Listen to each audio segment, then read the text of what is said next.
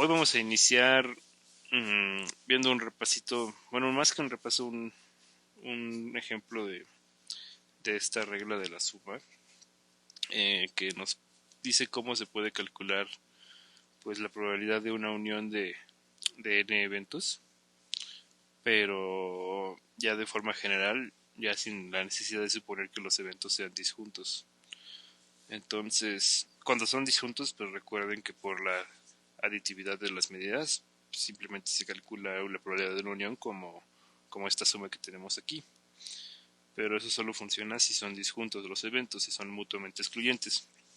Cuando uno ya lo quiere calcular para eventos en general, se complica un poquito el cálculo, porque lo que tienes que hacer es seguir un patrón. De hecho, por ejemplo, seguramente la que sí ya tienen muy bien ubicada es como el caso para n igual a 2, que lo voy a poner aquí por separado, que es cuando tú quieres calcular la probabilidad de A unión A2.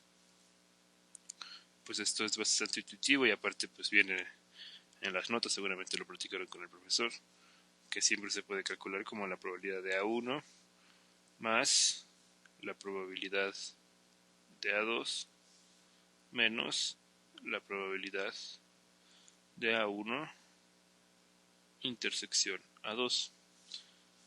Entonces este sería como el caso para dos eventos.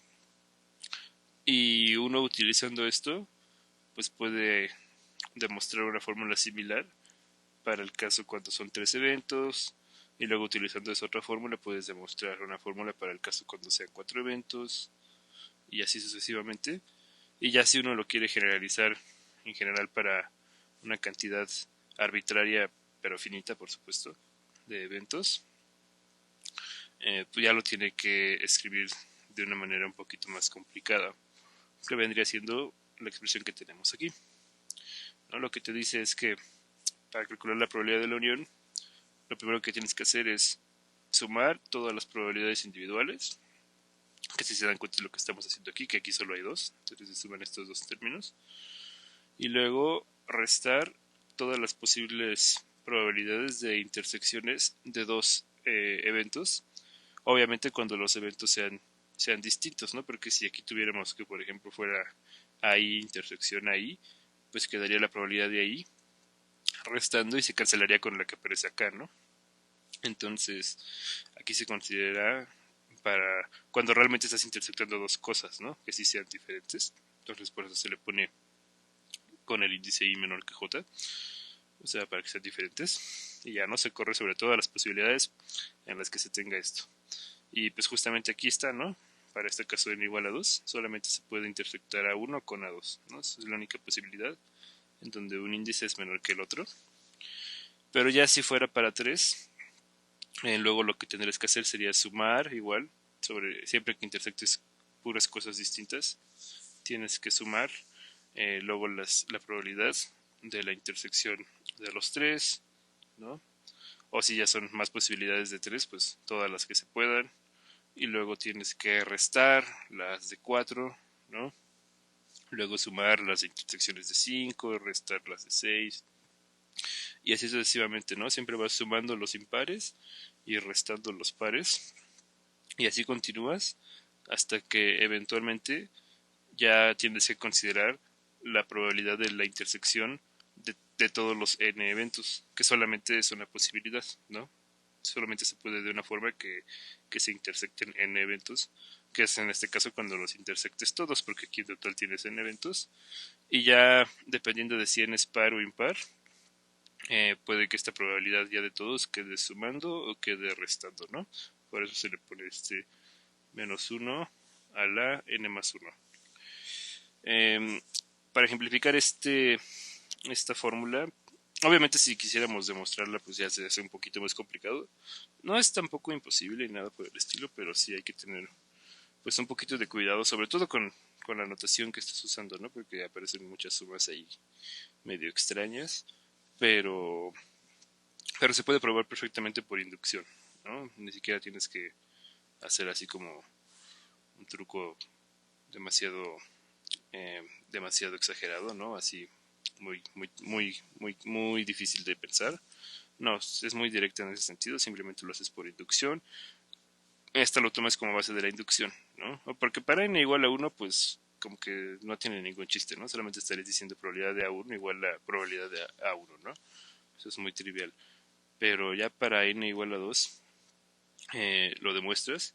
Y porque de hecho sí, durante la prueba necesitas aplicar esta fórmula más de una vez, ¿no? Entonces sí, para que quede la prueba pues bien fundamentada, pues sí tendrían que demostrar esto, pero pues esto no es complicado, ¿no? Entonces esta sería como la base de la inducción y ya luego pues plantean su hipótesis de inducción y con eso pues lo prueban para el caso siguiente, ¿no? Para n igual a, bueno, para n más 1, ¿no?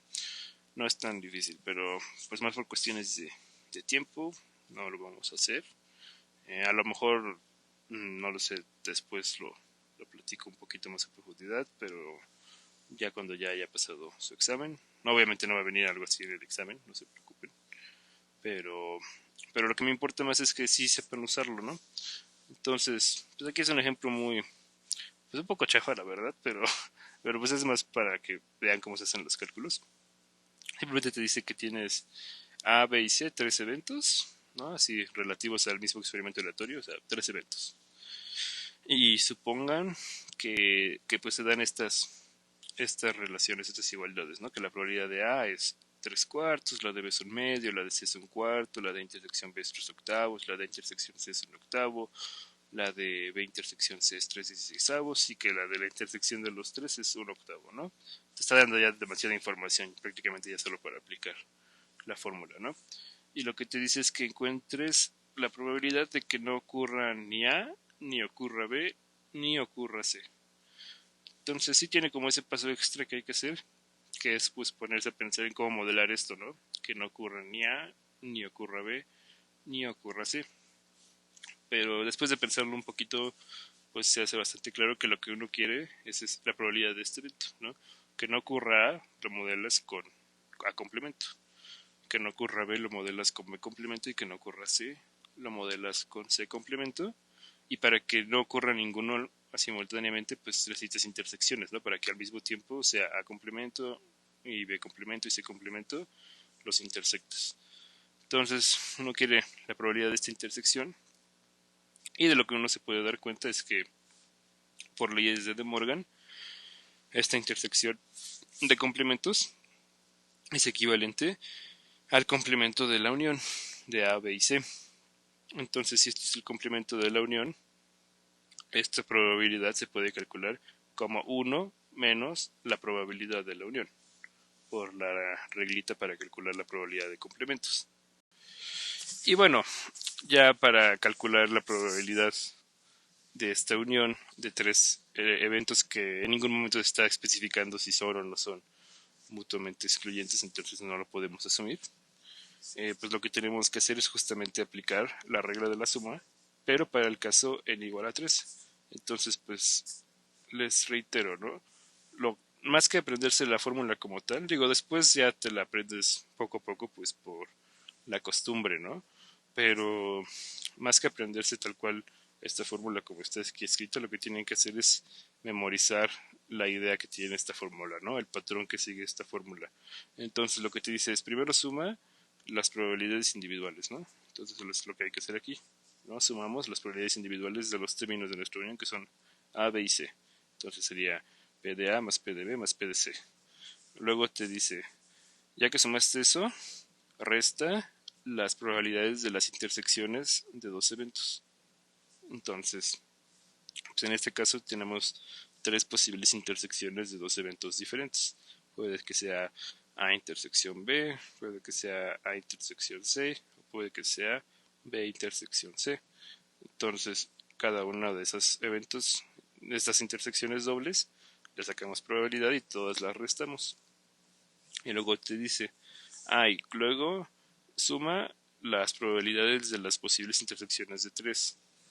Entonces, aquí, como son tres eventos, pues ya solamente se puede una posibilidad de intersección de tres elementos, ¿no? De la de todos, que ya sería A intersección B intersección C, y pues ya esa probabilidad hay que sumarla, ¿no?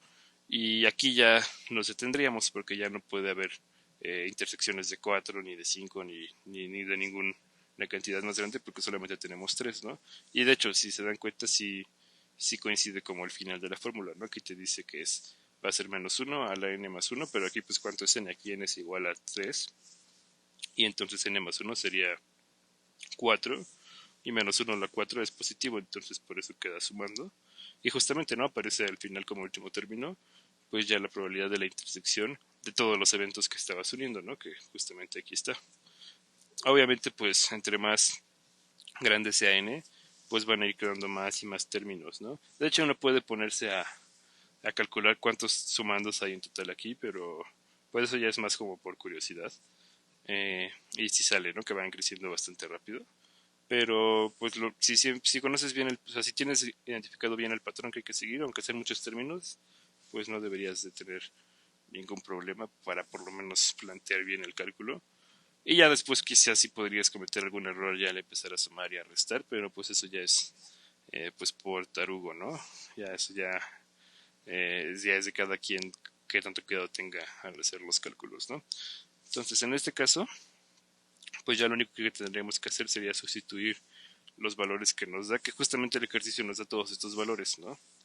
Entonces, nos dice que pues, la probabilidad de A es 3 cuartos, entonces lo ponemos sumando, la probabilidad de B es un medio, la probabilidad de C es un cuarto, la de A intersección B es 3 octavos, entonces ya va restando, la de A intersección C es un octavo que también va restando, la de B intersección C es 3 dieciseisavos que también va restando, y finalmente ya sumando va la de los 3, que es la de A intersección B intersección C, y esa nos dice que vale un octavo. Y bueno, como todos, bueno, aquí hay cuartos, medios, octavos, dieciseisavos. Para sumarlos todos de jalón, pues podemos pasarlos todos a dieciseisavos, ¿no? Entonces, pues los que van divididos entre 4, como son este 3 y este 1, pues los tenemos que multiplicar por 4 arriba y abajo. Y ya no 3 por 4 nos queda 12, ¿no? Y 1 por 4 nos queda este 4 que aparece aquí. Luego la que está dividida entre 2 hay que multiplicarla por 8 arriba y abajo para que nos queden 16avos, entonces por eso aparece este 8 multiplicando este 1, ¿no? Luego ya los que van restando, el 3 octavos hay que verlo como 6 16avos, entonces aquí está el 6 restando, el 1 octavo hay que verlo como 2 16avos, aquí aparece el 2, el 3 16avos ya está en 16avos, entonces aquí aparece el 3 restando, y finalmente el 1 octavo se vería como 2 dieciseisavos, que es lo que está aquí, ¿no? Y ya haciendo esta suma, pues uno se puede dar cuenta que al final nos queda que todo esto da 15. Y entonces la probabilidad de la unión sería 15 dieciseisavos. Y ya, pues ya para terminar lo que pide el ejercicio como tal, pues nos pedía originalmente calcular la de este evento, ¿no? La intersección de los complementos. Y pues ya simplemente hacemos que la probabilidad de esa intersección es 1 menos la de la unión, que calculamos que es 15 dieciseisavos con la regla de la suma, y entonces ya la probabilidad que nos pedía sería de solamente un dieciseisavo. Ahora, aquí sí quisiera pues que platicáramos un poquito nada más de este ejercicio que podría considerarse un poco teórico, que es más como una pregunta. Y es porque el profesor también luego sí suele hacer esta clase de preguntas en exámenes, ¿no? O sea, no tanto como que te pongas a demostrar algo, pero te pregunta si es posible que algo suceda como desde la perspectiva teórica y a veces eso se vuelve un poquito más difícil, ¿no? Porque cuando te dicen demuestra esto, pues ya sabes que eso debe de cumplirse porque te estén diciendo que lo demuestres, a menos que el profesor sea muy manchado y les esté pidiendo a propósito que demuestren algo que sea falso, pero casi ningún profesor tiene esa actitud, ¿no? En particular, el profesor de este curso, pues hasta donde yo lo conozco, no es así. Entonces, pero lo que sí le gusta hacer mucho es, pues no decirte si se cumple o no, más bien preguntarte, ¿no? Entonces, pues por ejemplo, podríamos plantearnos esta pregunta. Si es posible que un evento A fuera independiente de su propio complemento. Y ya que uno se pone a pensarlo, pues se da cuenta de que a partir de la definición puramente formal de lo que es independencia, sí hay un caso en el que esto pudiera pasar, aunque uno quizás en la mera intuición, pues podría decir, oye, está medio extraño, ¿no? Porque, o sea, ¿cómo va a ser A independiente de A complemento, ¿no? Porque, pues, si ocurre A, automáticamente no ocurre A complemento, y viceversa, ¿no? Si ocurre A complemento, pues no ocurre A, entonces ahí sí hay dependencia, pero, y en general sí, ¿no? O sea, por esa razón, ya cuando te pasa la definición, se termina introduciendo a que casi nunca pasa esto. Pero ya si te vas a la definición puramente teórica de lo que se define como independencia de conjuntos, te puedes dar cuenta de que hay un caso donde sí sería posible, ¿no? Entonces, pues puedes suponer, ¿no? Que esto pasa. Y por ejemplo, si suponieran que esto pasa y llegaran a una contradicción muy clara, pues ya podrían asumir que entonces esto nunca va a pasar, ¿no? Pero también sería una forma de analizar el problema, aunque no estuvieran seguros de que esto fuera posible, ¿no? Supongan que esto pasa y ya podrían llegar a una contradicción o inclusive llegar a algo que les diga bajo qué condiciones quizás sí podría pasar, ¿no? Entonces, pues en este caso iniciamos el planteamiento, ¿no?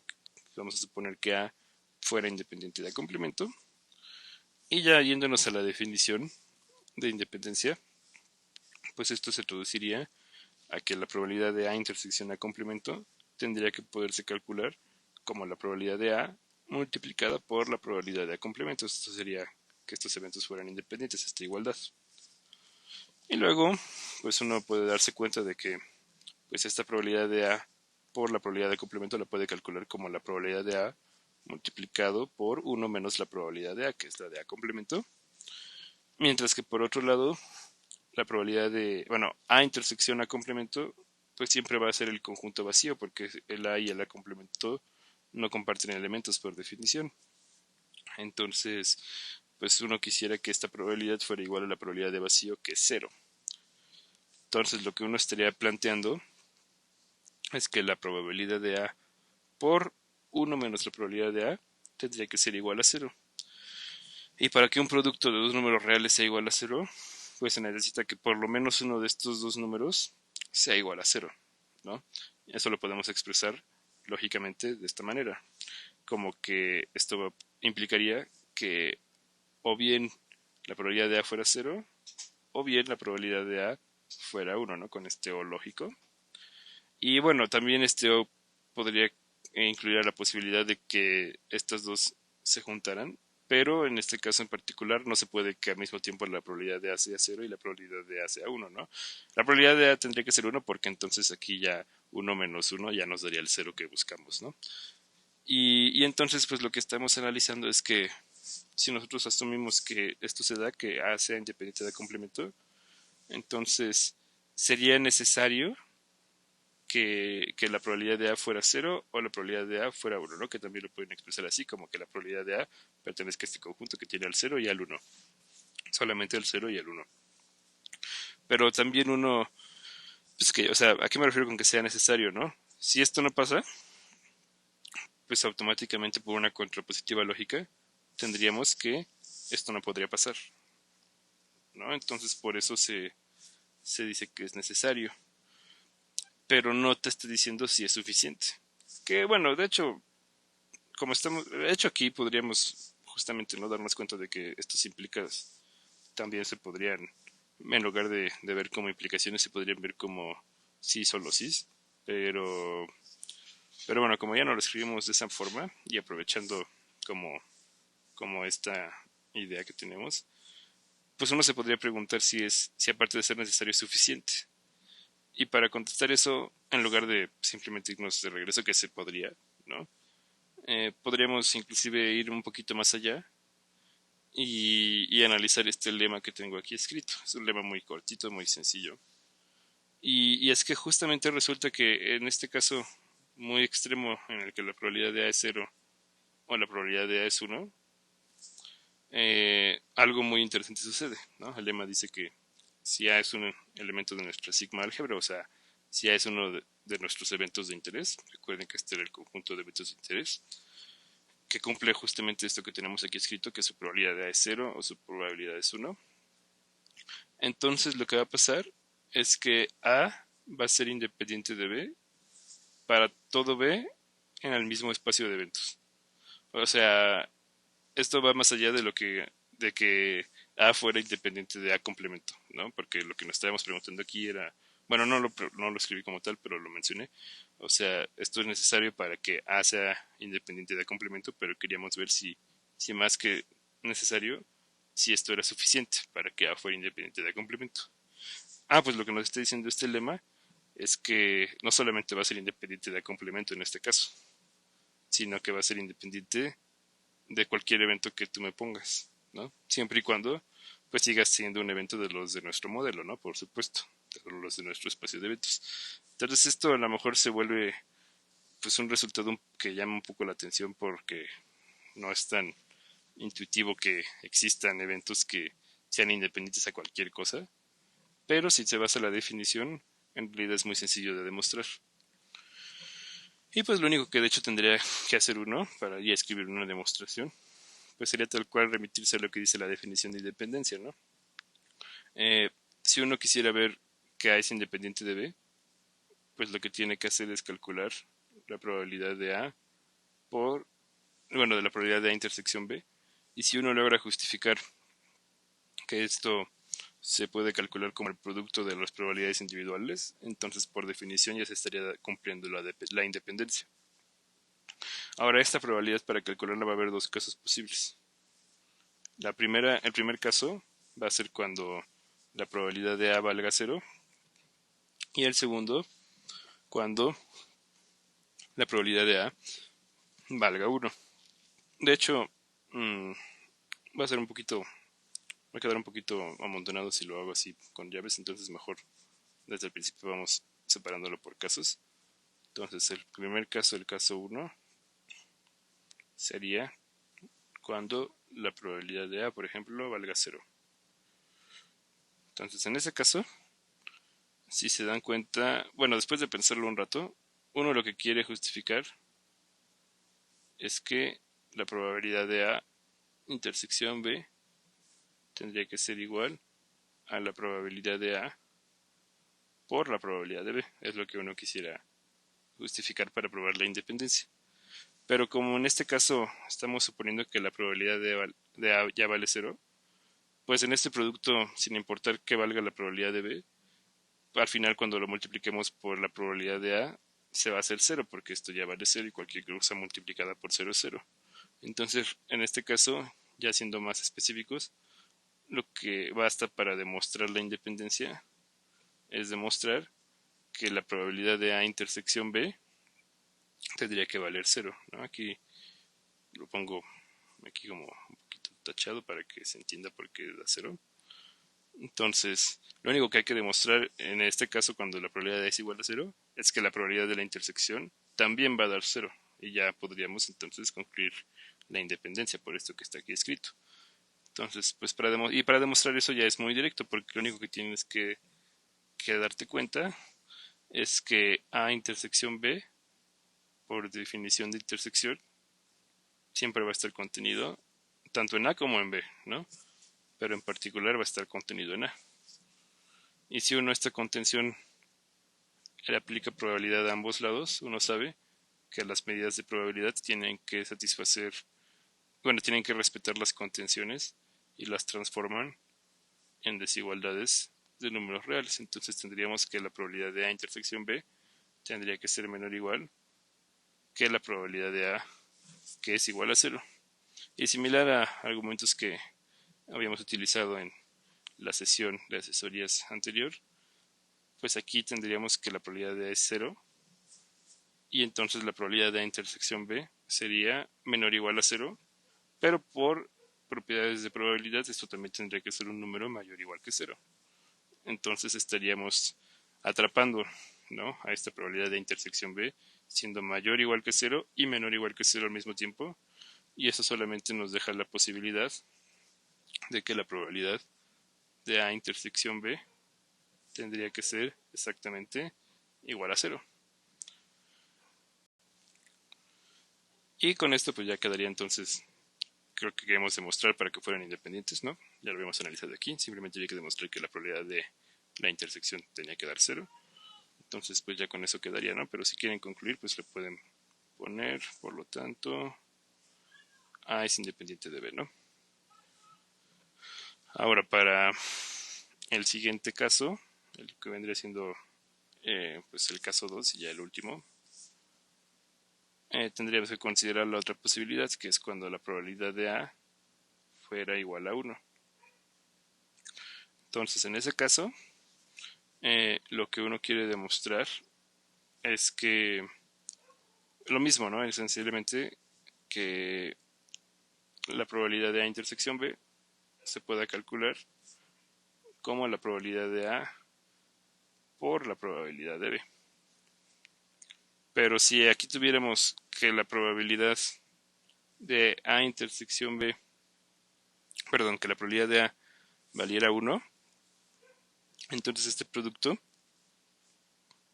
pues se simplificaría porque multiplicar por 1 pues no le va a hacer nada a este otro número, ¿no? A la probabilidad de B. Entonces simplemente tendríamos que la probabilidad de la intersección tendría que ser igual a la probabilidad de B. Si logramos demostrar que esto es igual a esto, pues ya estaríamos demostrando que en este caso específico, cuando la probabilidad es 1, que esos eventos por definición serían independientes. Entonces, para demostrar eso, pues hay que hacer algo pues hasta cierto punto similar, pero pues sí con una idea un poquito distinta, ¿no? Porque cuando uno quiere calcular la probabilidad de A intersección B, una forma sería, por ejemplo, utilizar primero esta propiedad, porque hay una propiedad que va asociada con el teorema de probabilidad total, es como su versión muy simple, la más fundamental posible, que dice que la probabilidad de A tú siempre la puedes calcular como la probabilidad de A intersección B como más la probabilidad de A intersección B complemento. Esto no es difícil de ver, o sea, de hecho se puede demostrar muy fácil porque pues estos eventos son disjuntos, ¿no? Porque uno está intersectando con B y otro está intersectando con B complemento.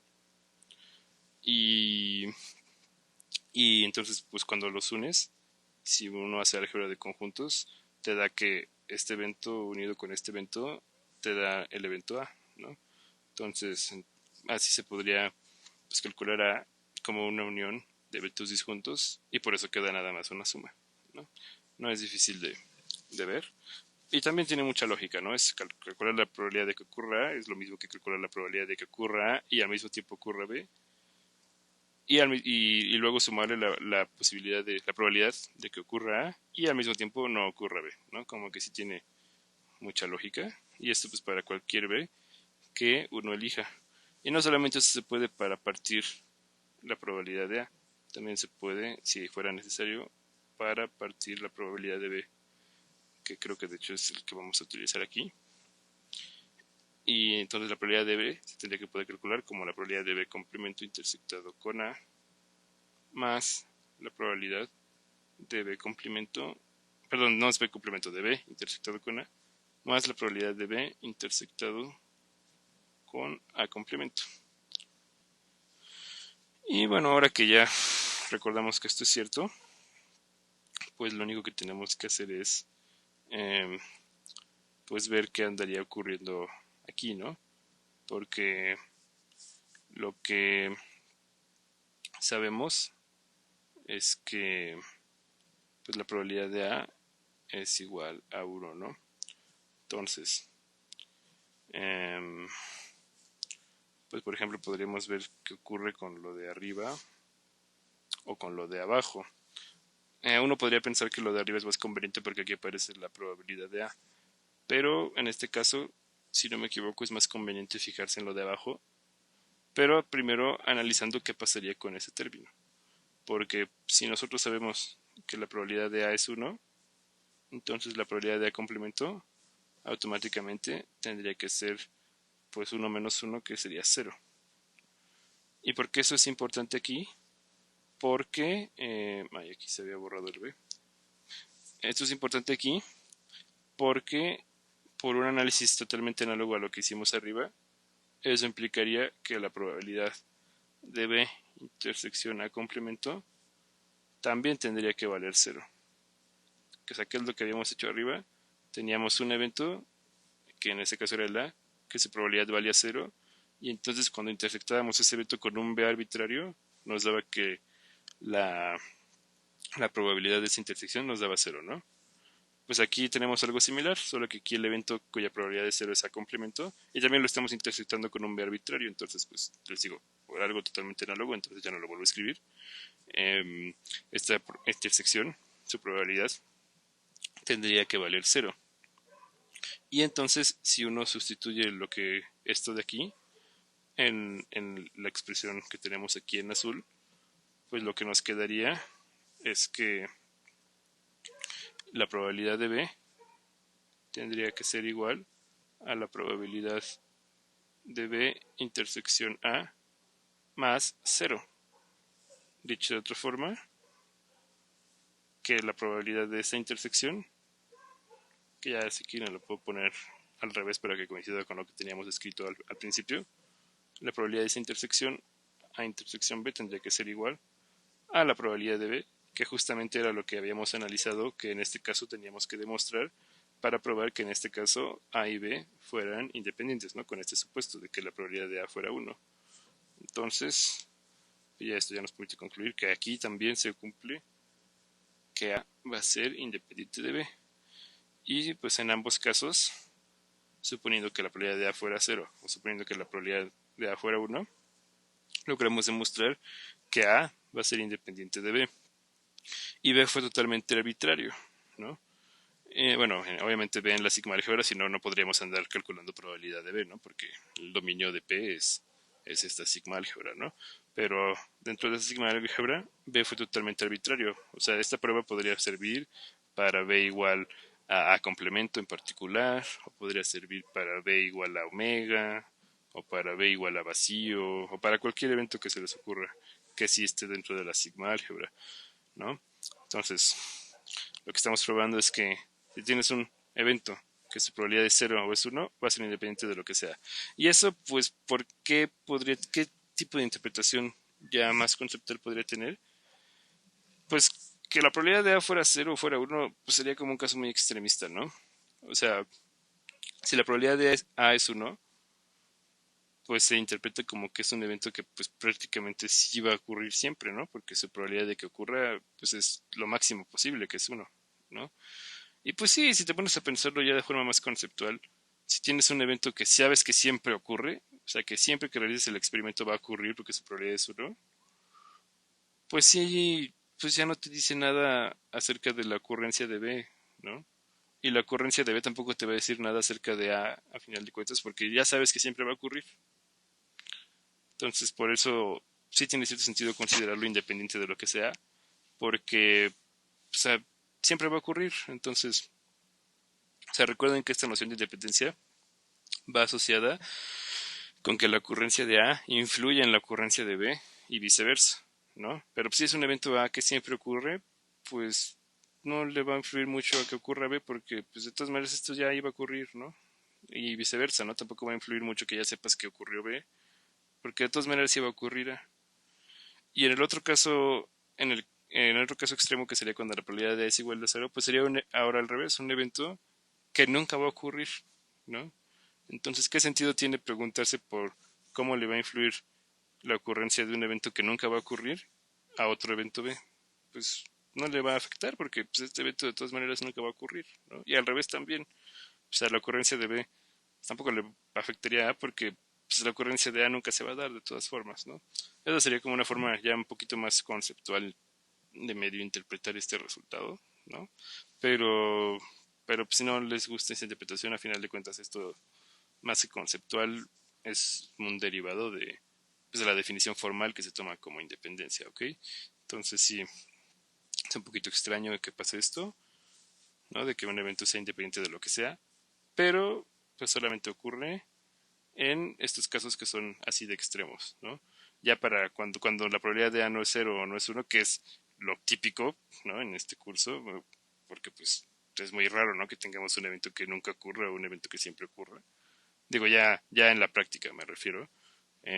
Pues esto casi nunca va a pasar, entonces pues ahí la independencia no se va a comportar de esta forma extraña, ¿no? Pero si no, en la teoría no te impide que esto ocurra, ¿no? Que tengas eventos que sean independientes de lo que sea. Y ya como casos particulares, pues lo que uno puede observar, no le voy a poner así como una nota, es que en particular,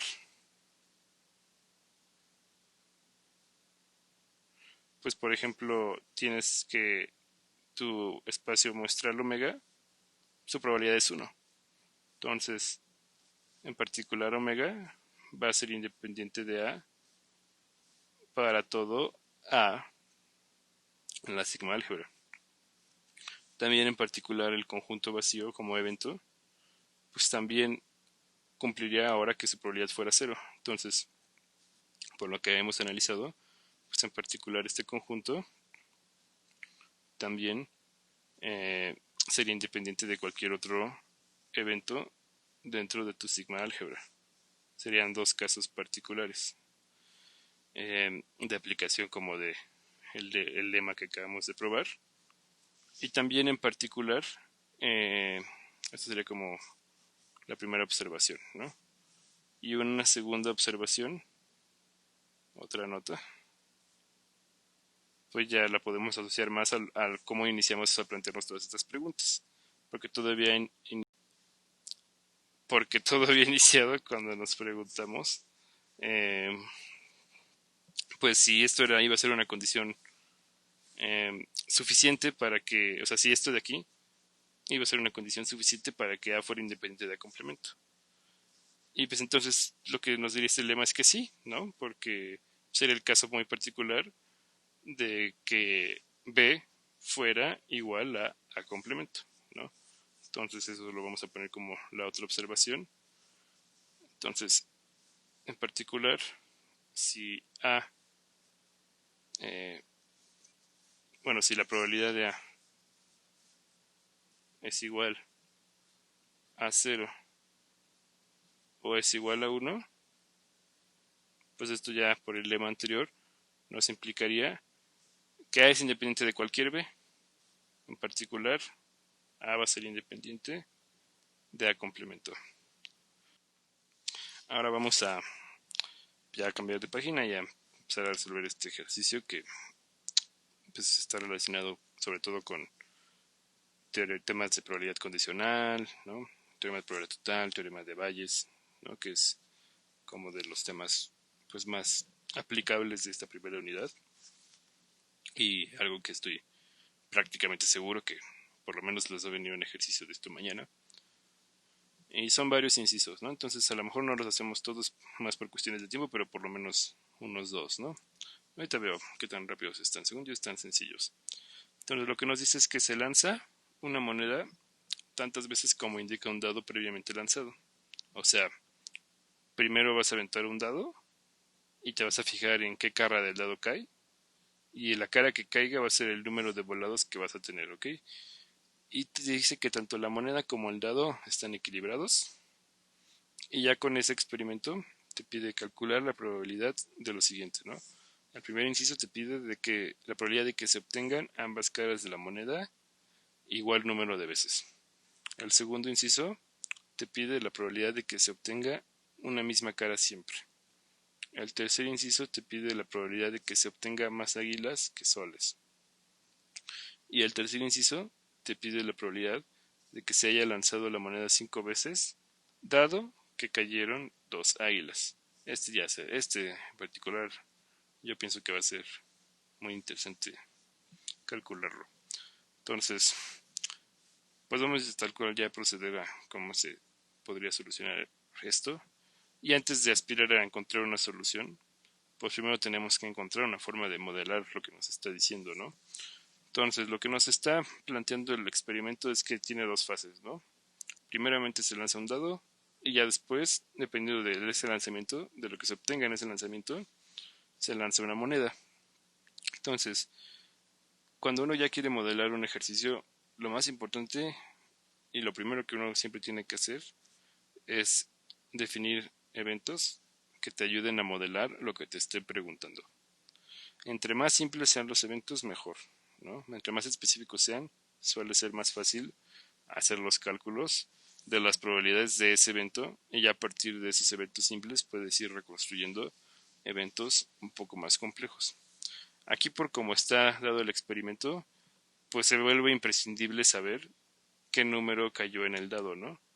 Entonces primero podríamos poner pues el evento, digamos, no voy a ser muy creativo con las letras, entonces vamos a ponerle C sub I y que sea el evento cae la cara I en el dado. Realmente que estoy definiendo pues eh, 6 eventos al mismo tiempo, ¿no? Porque pues sí, va a poder andar viviendo entre 1 y 6, ¿no? Porque tiene 6 posibles caras el dado, ¿no? Entonces ese evento seguramente nos va a ser útil. Otro evento que pues también uno podría definir y ya asociado a la moneda, pues sería fijarse en una cara específica, ¿no? Por ejemplo, podría ser en el águila. Podríamos escribir que A sub I, bueno, A sub K si quieren, con otro índice, podríamos ponerle que cae águila en el volado Késimo, ¿no? Bueno, voy a poner el volado K por espacio. Y pues aquí también el K tendría que vivir entre 1 y 6, porque pues por como está planteado el experimento, sí tendría que haber una posibilidad de que se terminaran aventando 6 volados, ¿no? Que eso sería si en el dado cayó la cara 6. Entonces, en total podrían ser máximo 6 volados. Ahora, por cómo está escrito el, el, el experimento, por cómo está descrito el experimento, pues ya desde aquí uno podría empezar a sospechar que este evento CI y este evento acá, pues no van a ser independientes, porque pues de hecho para que siquiera sea posible que se lance, por ejemplo, el sexto volado, o sea, para que, por ejemplo, cayera águila en el volado 6, pues sí sería necesario que primero ocurriera que en la cara del dado también fuera 6, porque si no fuera 6 la cara del dado que cayó, pues ya la probabilidad de que caiga águila en el volado 6 sería cero, porque pues, ni siquiera se aventaría el volado, ¿no?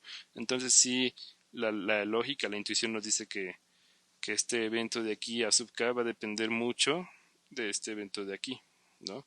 Entonces eso solamente lo recalco porque pues es importante pensar a ver pues todas esas propiedades cuando uno ya está construyendo su modelo, ¿no? Si a ti te interesara como tratar de modelar eventos que fueran independientes, pues a lo mejor estos no serían los ideales, ¿no? Si a ti te interesara modelar eventos que fueran disjuntos, pues también seguramente estos no serían los ideales. Pero en este caso, pues parece que no hay de otra, ¿no? O sea, tienes que hacer eventos que dependan de tu dado y tienen que ser eventos que ya te hablen del resultado de los volados que habías después de haber observado el dado. También ya dependiendo del gusto de cada quien, pues uno podría, por ejemplo, definir los eventos en los que caiga sol, ¿no? Pero pues los eventos en los que caiga sol los podemos modelar como los complementos de los eventos en los que caiga águila. Entonces, pues no es necesario, ¿no? Escribirlo, pero si quisieras definir unos eventos que dependieran del sol, pues también lo podrías hacer y no habría ningún problema. Pero pues ya con estos tendría que ser suficiente. Y pues vamos a ver si es cierto, ¿no? Vamos a tratar de calcular la probabilidad de lo que nos plantea el primer inciso. Y pues aquí nos pide la probabilidad de que se obtengan ambas caras de la moneda igual número de veces. Entonces, lo primero que uno tiene que darse cuenta, después de pensarlo un rato, o ya cuando ya uno tiene mucha experiencia, se da cuenta en medio segundo, como justamente me acaba de pasar, es que esto solo es posible si, si el número de la cara del dado que caiga es un número par. Porque si cae un número impar, no se puede que tengas el mismo número de águilas que de soles. Siempre va a haber por lo menos un águila más o por lo menos un sol más.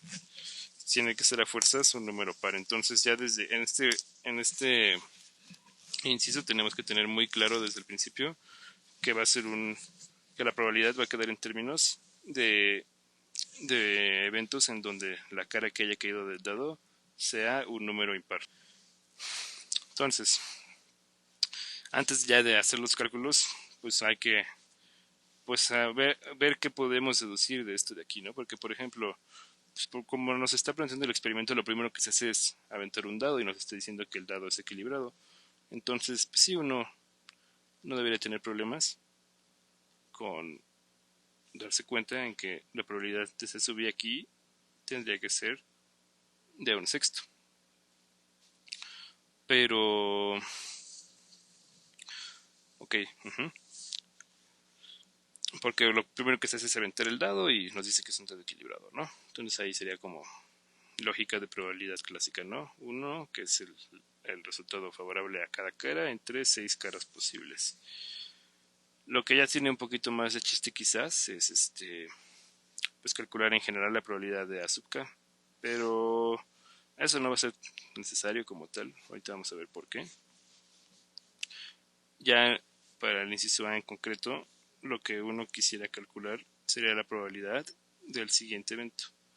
Uno quiere calcular la probabilidad de que caiga el número igual número de caras. Entonces, si les parece, vamos a definir ese evento por separado para que nos facilite la notación. Entonces vamos a ponerle al evento D como cae el mismo número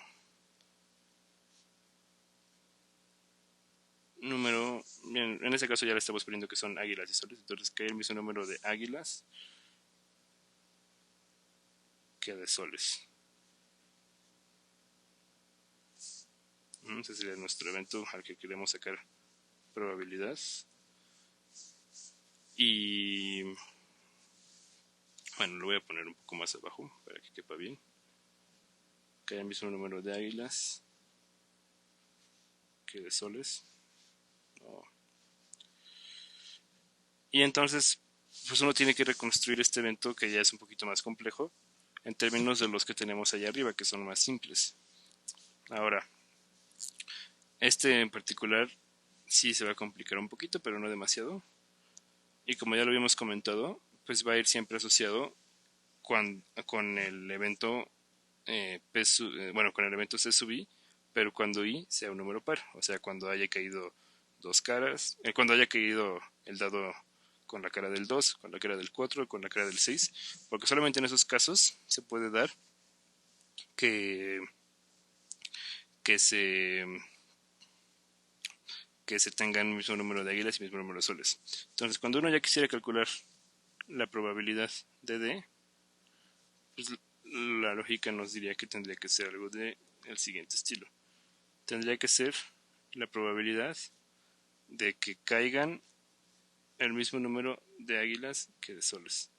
Entonces tendría que ser algo así como, por ejemplo, que si solamente hay dos volados, que caiga un águila en el primer volado, y al mismo tiempo que caiga sol, o sea, el complemento de águila, en el segundo volado, ¿no? Así tendríamos un águila y un sol.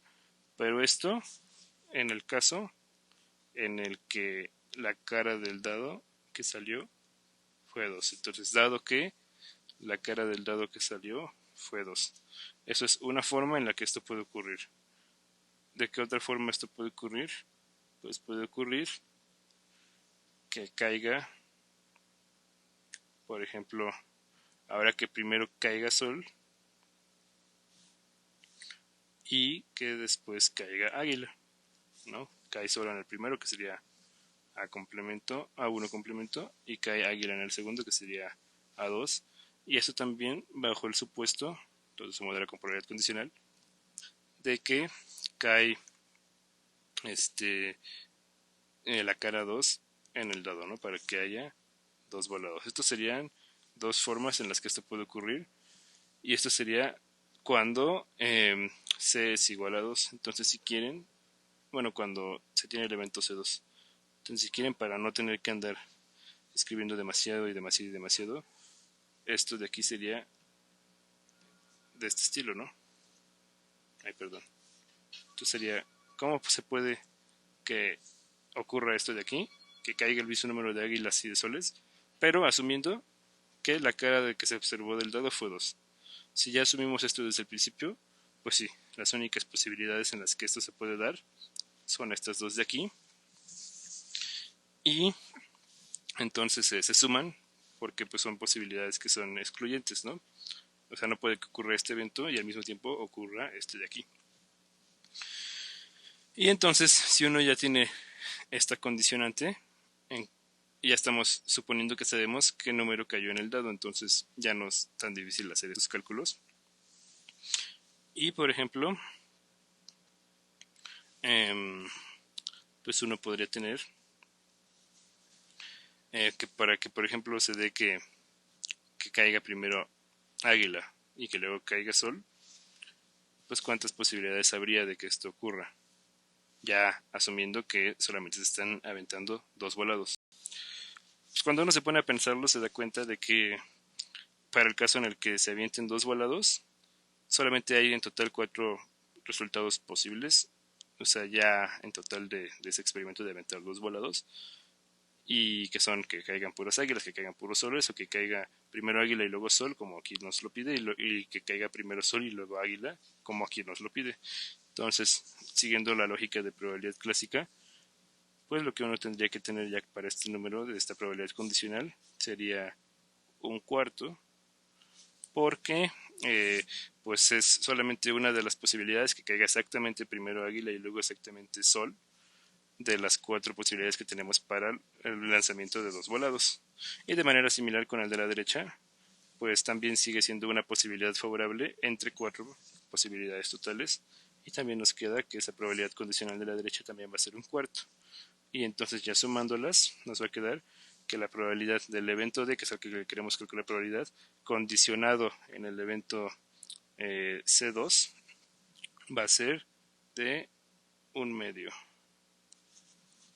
O sea, esto ya es probabilidad, pero condicional. Esto es importante.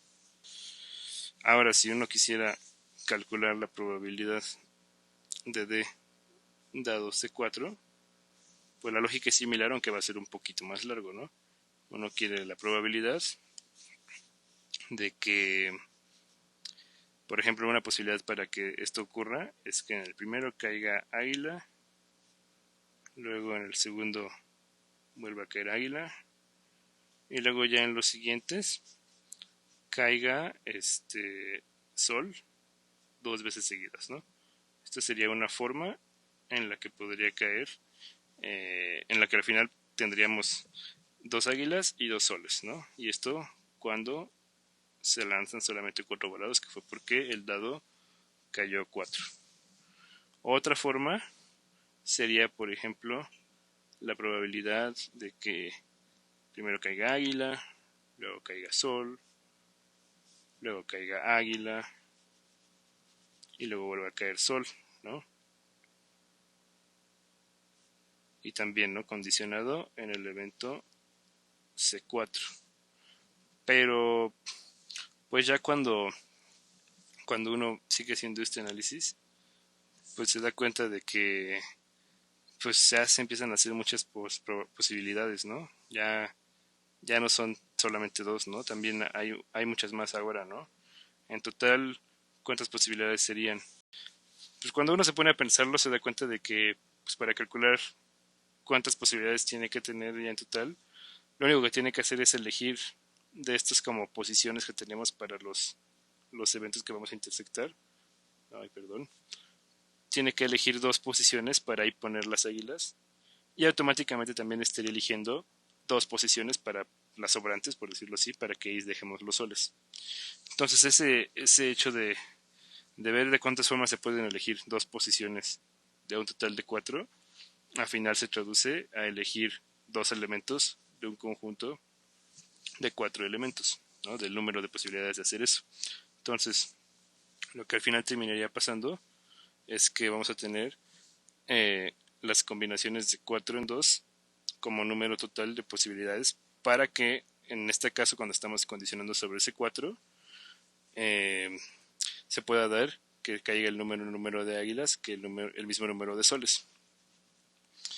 Y otra cosa que también hay que notar es que si se ponen a analizarlo, la probabilidad de cada una de estas intersecciones va a ocurrir algo similar a lo que ocurrió aquí arriba, ¿no? Si se dan cuenta aquí, nos dio que la probabilidad de las dos era la misma. ¿Y por qué? Porque cada una de estas intersecciones es un evento tan pero tan específico que solamente representa una posibilidad de todas las posibles ya cuando ya estés arrojando este volado, ¿no? Esta cantidad de volados. Y aquí ocurre lo mismo. Estas son una configuración de manera tan especificada que solamente representa un resultado de todos los posibles cuando ya se están arrojando exactamente 4 volados. Entonces, o sea, siguiendo toda esa lógica que estoy comentando, pues lo que uno se daría cuenta es que a final de cuentas la probabilidad condicional de D dado C4 va a terminar siendo pues un número de combinaciones que en este caso era 4 en 2 porque es el total de conjuntos que vamos a andar considerando, y como todos van a tener la misma probabilidad 1 entre el número de posibilidades totales, pues simplemente va a ir multiplicado pues por este número en lugar de andarlo sumando todos, porque sumar la misma constante es lo mismo que multiplicarlo por el número de veces que la está sumando, y entonces lo tendríamos que multiplicar por la probabilidad de cada uno de esos eventos. ¿Y cuál es la probabilidad de cada uno de estos eventos? Pues seguimos una lógica similar a la que habíamos hecho aquí arriba, y entonces primero pensamos en cuántas formas se puede tener que se obtengan los resultados al aventar. Aquí habíamos pensado en 2 volados, aquí hay que pensar en 4 volados, y el número de formas en las que uno puede obtener diferentes resultados al aventar 4 volados, pues resulta que es 2 elevado a la 4. Que pues en cada volado solamente tienes 2 posibilidades y se puede repetir, ¿no? Se puede repetir a muchas águilas y muchos soles. Entonces en total se tiene 2 elevado a la 4 y ya la probabilidad de cada uno de esos eventos específicos sería 1 entre 2 elevado a la 4, que es 1 entre 16. Y pues la combinación de 4 en 2 uno lo puede meter a la fórmula y se da cuenta que es 6, y entonces la probabilidad terminaría siendo 6 entre 16. Por supuesto, aquí pues ya hice el cálculo de manera muy directa, pero pues no estuvo de más andarlo planteando así porque, o sea, seguramente cuando uno apenas está iniciando, pues no se le va a ocurrir esto tan fácil, ¿no? Ya es cuando ya se pone a pensarlo cómo se podría escribir en eventos, es que se empieza a dar cosas, siempre solucionas este primer caso que sí sale muy sencillo, pero ya luego cuando quieres el segundo escribirlo, seguramente con la paciencia necesaria si hubieran podido plantearse las 6 posibilidades, no son tantas 6, y ya resolverlo de la misma forma, pero pues ya escribiendo bastante más. Y entonces ahí seguramente ya se iban a empezar a dar cuenta de que realmente pues, era equivalente a haber hecho esto desde el principio, ¿no? Pero ya para el siguiente caso, ¿no? En el que 6 igual a 6, ahí sí ya escribirlo uno por uno los eventos ya va a ser muy poco práctico porque ya van a quedar bastantes más. Entonces, pues para el siguiente caso ya sería mejor pues ya analizarlo utilizando más o menos este patrón. Si se dan cuenta, este número de aquí del primer caso también se podría escribir de una manera similar. Hubieran sido las combinaciones de 2 en 1 porque son 2 volados y yo nada más quiero que en uno caiga águila por la probabilidad correspondiente que sería 1 entre 2 al cuadrado en este caso. Entonces sí ya se puede empezar a ver que hay un patroncito, ¿no? Tiene aquí la misma forma que tiene en este otro caso, cuando c es igual a 4. Y entonces, pues cuando uno ya se convence de que eso, pues sí, se va a seguir manteniendo por la naturaleza de nuestros eventos, pues uno ya puede calcular de una manera un poco más rápida la probabilidad de que tengamos el mismo número de águilas que de soles, pero condicionando al evento en el que se tengan 6 volados, ¿no? En el que el dado haya caído 6. Y entonces, pues aquí, ¿de cuántas formas se va a poder de los 6 volados elegir 3 para que caigan águilas. ¿Por qué 3? Porque así tendríamos 3 águilas y 3 soles. Pues del mismo número de formas que hay de tener combinaciones de 6 elementos que serían los volados tomados en 3, que son los volados en los que vamos a poner las águilas. Y esto pues sería multiplicado por la probabilidad de cada uno de esos eventos en específico, ¿no? De que exactamente caiga una de esas configuraciones en las que hay exactamente 3 águilas y exactamente 3 soles, y eso es una sola configuración de todas las configuraciones posibles al aventar 6 volados, que en este caso es 2 a la 6.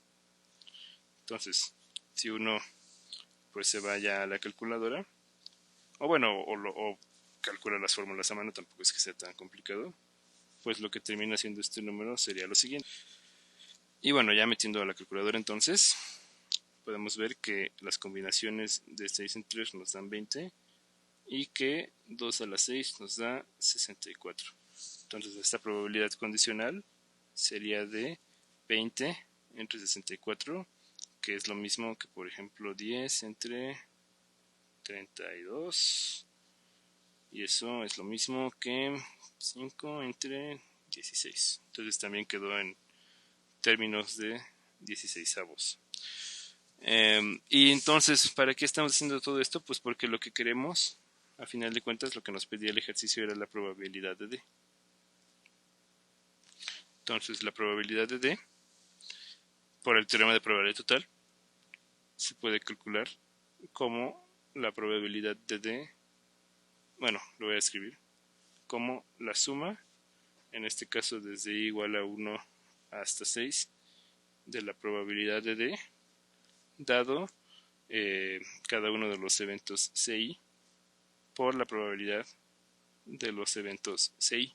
¿Esto por qué? Porque los eventos CI conforman una partición, porque siempre vamos a aventar el dado y vamos a obtener solamente una de las caras. Entonces, todos los eventos de todas las posibilidades de las caras en conjunto conforman una partición de nuestro espacio muestral, sea cual sea nuestro espacio muestral, van a conformar una partición estos eventos. Entonces, se puede aplicar el teorema de probabilidad total porque estos forman una partición y pues ya quedarían términos de estas probabilidades condicionales que acabamos de calcular.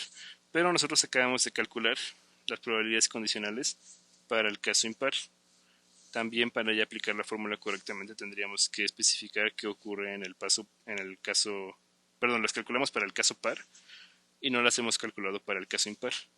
Pero como es nuestro evento de que se tienen que tener el mismo número de águilas que el mismo número de soles, ya lo habíamos platicado, solo que no lo habíamos escrito como en términos del modelo, pero ya en términos de nuestro modelo, la probabilidad de D dado C1 sería lo mismo que la probabilidad de D dado C3, y también sería lo mismo que la probabilidad de D dado C5. ¿Y por qué serían lo mismo? Porque todas serían iguales a 0. ¿Por qué? Porque si se tiene un número impar de volados, que es lo que estaríamos asumiendo condicionando en C1, condicionando en C3 y condicionando en C5, pues nuestro evento D ya no es posible, ya se vuelve imposible. Entonces su probabilidad se tiene que volver 0. Y así de esa forma, en este caso en particular, pues cuando ya apliquemos el teorema de probabilidad total, que es lo que tenemos aquí en rojo, pues simplemente nos sobrevivirían 3 términos.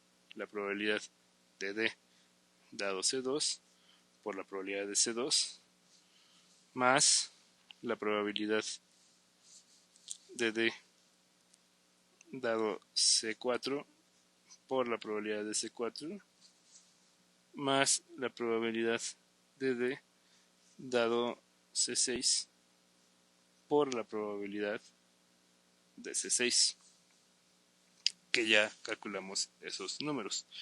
Entonces solamente sería sustituir.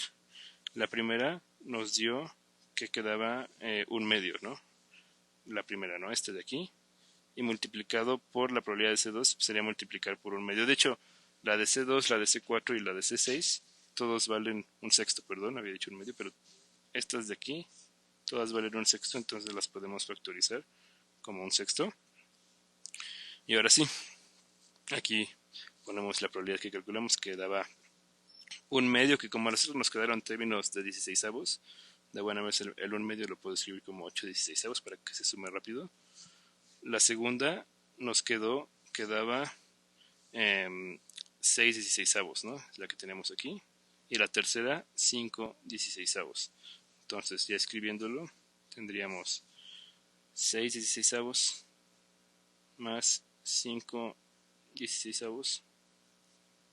Y todo esto pues sería igual a 8 más 6 más 5 quedan 13 más 6, que son 19 16avos, pero todo eso multiplicado por un sexto, ¿no? Entonces un sexto por 19 16avos, y 16 por 6 da 48 por 2, que es 100 menos 4, 96. Entonces es 19 entre 96. Y esa sería la respuesta del inciso A.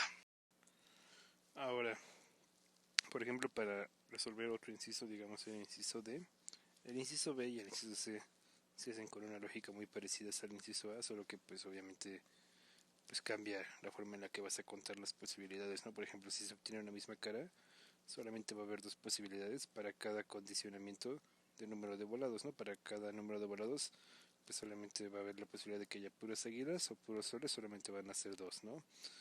Aquí por el otro lado, si es la probabilidad de que se obtengan más águilas que soles, ahí ya van a ser más casos, bastantes más casos, ¿no? De que se obtengan más águilas que soles, y ya vas a tener que analizar por separado cada uno de los casos dependiendo de el cuántos volados está suponiendo que se están aventando.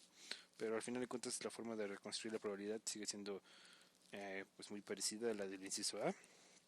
Y entonces pues la que cambia un poco ya es para el inciso D, porque ahí nos pide la probabilidad de que se haya lanzado la moneda 5 veces dado que cayeron dos águilas. O sea, ahora nos pide como voltear la lógica de la condicional, porque nosotros siempre estamos condicionando en cuántos volados se aventaron, y ya después con eso vemos cuántas águilas o cuántos soles caen. Aquí nos pide que volteemos esa condicional, y para poder calcular una probabilidad condicional de ese estilo es necesario utilizar el teorema de Bayes, la regla de Bayes. Entonces podemos definir para este inciso el evento de, llamémoslo E, como que caen dos águilas, porque nos lo pide por aquí, ¿no? Aparece por aquí el evento, ¿no? Dado que cayeron dos águilas, entonces lo definimos. Y lo que nos está preguntando es la probabilidad de que, dado E, o sea, dado que cayeron dos águilas, la probabilidad de que se arrojen 5 volados, o sea, de que el dado caiga en la cara 5, porque entonces se arrojarían 5 volados.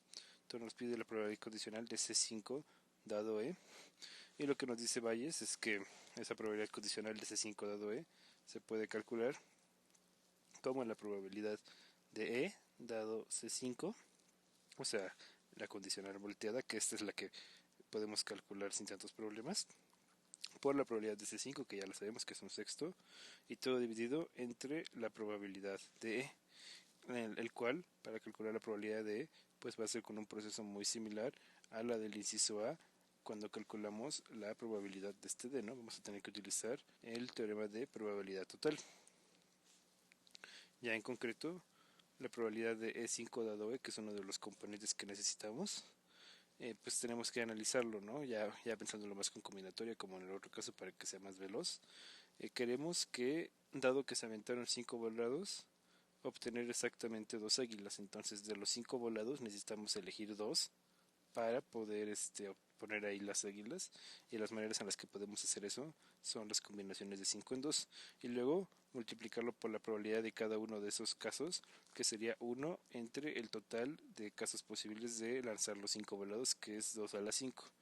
Ya sustituyendo la combinación nos queda que es 10, y 1 entre 2 a la 5 nos queda 1 entre 32, entonces esta probabilidad sería 10 entre 32, lo que es equivalente a 5 entre 16. Y de hecho podemos generalizar esta idea ya para el caso en el que C5, en lugar de C5 tengamos en general C sub I, de la siguiente forma. la probabilidad de que haya exactamente dos águilas dado que se arrojaron y volados, pues va a ser de esos y volados elegir dos para que haya águilas y multiplicarlo por 1 entre 2 a la i, que es 1 entre el total de casos posibles, de resultados posibles de arrojar esos y volados. Esto por supuesto solamente se puede para i mayor o igual que 2 porque solamente podemos tener que haya por lo menos dos, bueno, que haya exactamente dos águilas si por lo menos hay dos volados, que es lo que tenemos aquí. Si tenemos i igual a 1, que sería el caso en el que solo se va a aventar un volado, pues la probabilidad de que haya dos águilas dado que se aventó un volado sería 0, ¿no? Entonces esta probabilidad en general para i mayor o igual que 2 sería esta expresión que abarca este caso de aquí arriba. Y para i igual a 1 sería de 0. Y así, utilizando probabilidad total para reconstruir la probabilidad de e, o sea, la probabilidad ya de que haya en general dos águilas, sin importar qué número de volados se avienten, se hace de esta manera, ¿no? Similar a lo que hicimos en el inciso A, sería por la probabilidad total, la probabilidad de la suma, sobre todo los is, ¿no? Sobre todo los números de volados posibles, de la probabilidad del evento que queremos, dado que cayó ese número, un número específico de volados, bueno, un número específico del dado para que se viente ese mismo número específico de volados, por la probabilidad de que estemos en esa situación. De que haya caído esa cara y por lo tanto se avienten exactamente y volados. El primer término, por lo que platicábamos aquí, se hace 0 y a partir del segundo término sobreviven y esta probabilidad pues queda esta expresión que ya habíamos analizado y la probabilidad de ese i se mantiene constante un sexto en este caso. Y ya si uno se pone a hacer las cuentas de esta suma, solamente sumar 5 términos, no es tan complicado. Si uno se pone a hacer las cuentas y lo deja en términos de una fracción, a lo que va a llegar es que todo este número termina siendo 33 entre 128. Ya las cuentas ya se las dejo a ustedes, no es difícil, ¿no?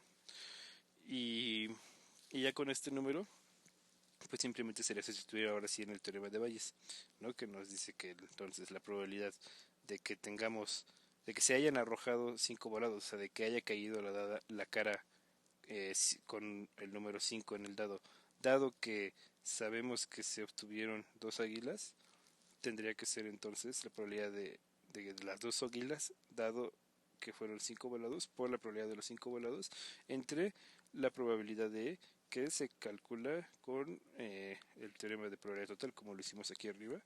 Y lo escribo así porque así es como normalmente se presenta en el teorema de Bayes, ¿ok?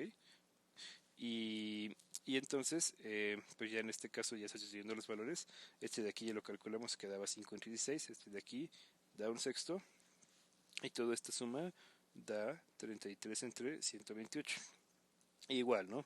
Si te pones a hacer las cuentas respectivas con las fracciones, vas a llegar a que todo esto se simplifica a 20 entre 99. Y entonces esta sería la respuesta al inciso D.